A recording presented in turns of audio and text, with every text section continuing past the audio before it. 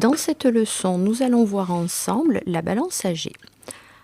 Alors, nous allons aller sur état balance AG.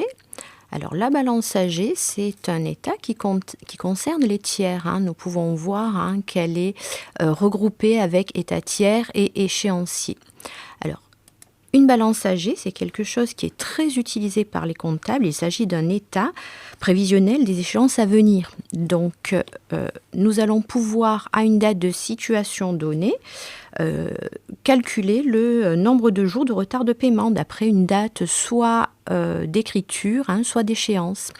Alors, par exemple, nous allons reprendre notre exemple. Nous allons lui demander à partir donc, du 5, puisqu'on se positionne en fonction de la simulation que l'on a effectuée, du 5 donc, janvier de l'année N.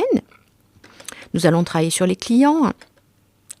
Nous allons lui demander, d'après la date d'échéance, donc saisie en écriture, donc quels sont les retards de paiement. Alors, on va avoir trois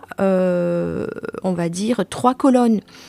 Et trois types de retard, on va dire du moins important au plus important. Premier délai, du 1er jour au 30e jour de retard après date d'échéance, donc dans ce qu'on lui a demandé.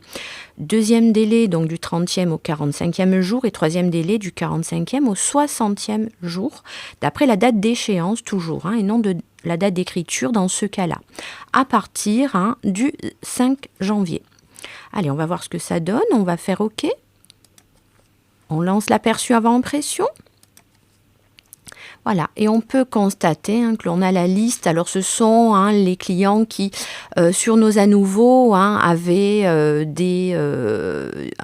on retrouvait des écritures au 30 de l'année N-1. Et nous pouvons retrouver sur échéance de 1 à 30 jours, ces soldes-là.